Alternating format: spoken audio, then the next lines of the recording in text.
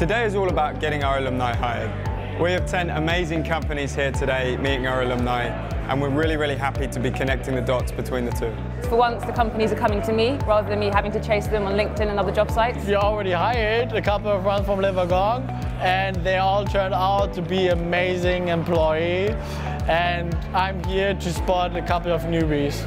It's actually really fun moving around the way it's been organised, and there's a lot of interesting companies. The best way for me to learn more and build on what I learned at the Wagon is to work with other people who have experience. I get a chance to make an impression and actually meet some people. So the Wagon is great, quite simply because we're really looking for the best of the best.